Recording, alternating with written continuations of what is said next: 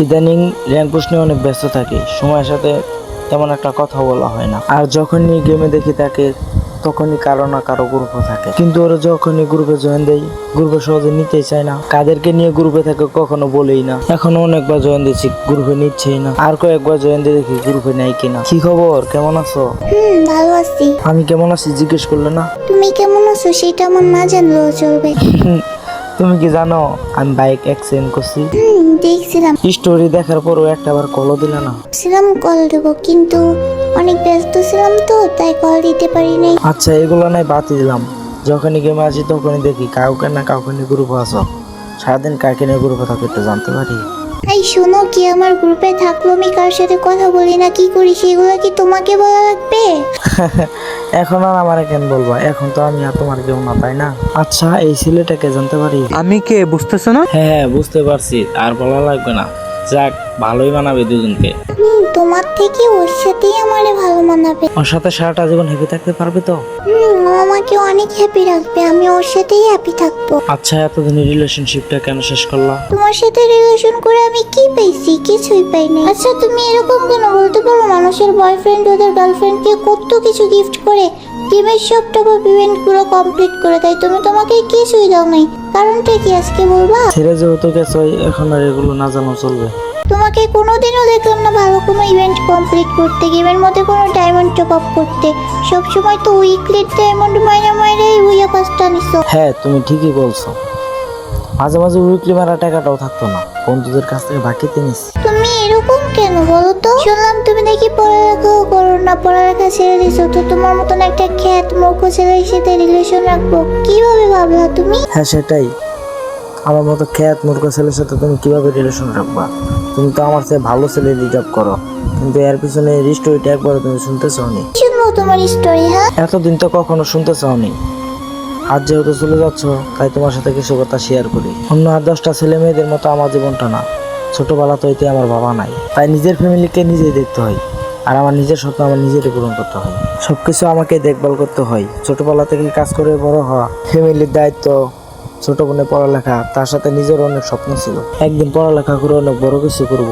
কোনো রকম টাইম মনে আছে যেটা পাস করি। ইন্টার ভর্তি হতে অনেক টাকা লাগবে, তাই আর ভর্তি হতে পারিনি।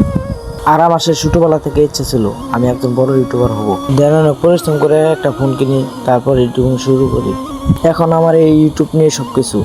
দেন এই ইউটিউবে এত বেশি রানিং হয় না যে গেমের পিছিয়ে এত টাকা নষ্ট করব, তাই গেমে আমি এতটা টপ আপ করতে পারি না। আর আমার যাই রানিং হয় না কেন, তাই আমি ফ্যামিলিকে দিয়ে দিই। আমি 1 টাকাও বাড়তি খরচ করি না। আর বাস্তবে বলছি, একটু বানিয়ে বলিনি।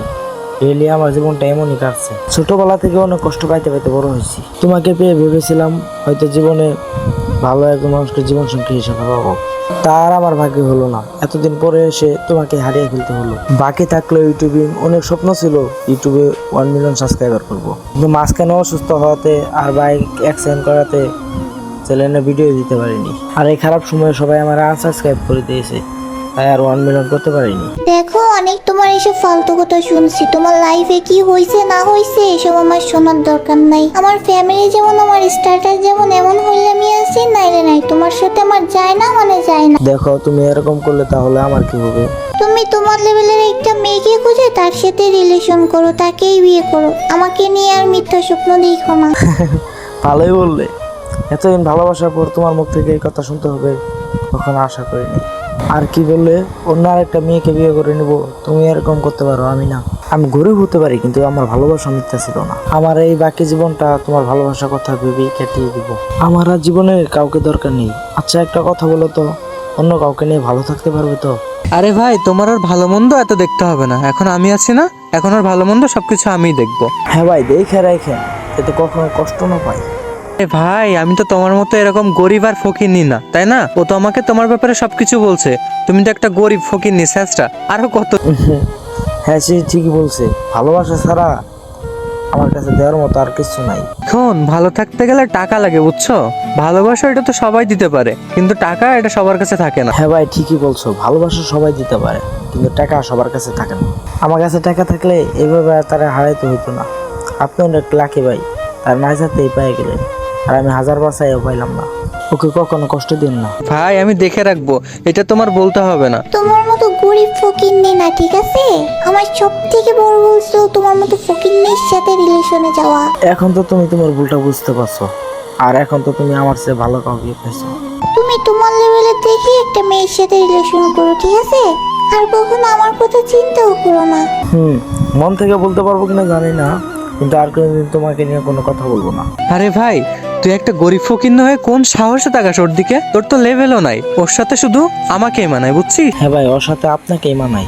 ও বড় লোক ফ্যামিলির মেয়ে, আপনি বড় লোক ফ্যামিলির ছেলে। ওর সাথে শুধু আপনারই মানায়, আমার মতো গরিবের পাশে ওরা মানায় না। যাই হোক, আবারও বলছি, ওর কখনো কষ্ট দিন না।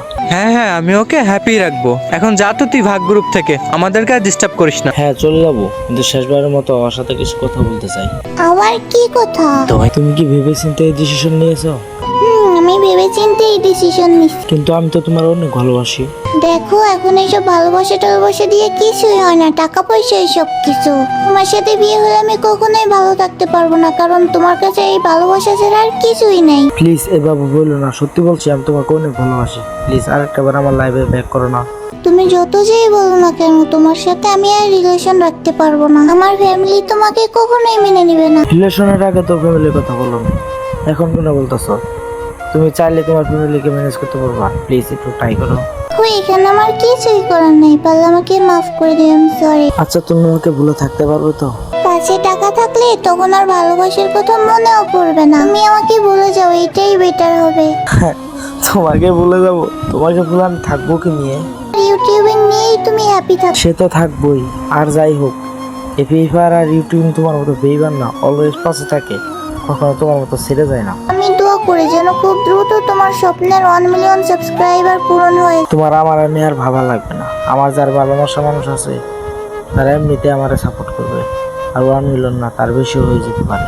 আচ্ছা দেখো, অনেক কথা হয়েছে, এখন আমরা দুজনে একটু পার্সোনাল কথা বলবো। তুমি এখন যাও, আর ভালো থেকো। আমার আর ভালো থাকা নিয়ে তোমাকে দেখতে হবে না, যেহেতু ওর সাথে ভালোবাসা বুঝলো না, সামান্য টাকার লোভে এত বছরের রিলেশনশিপটা নষ্ট করে দিল।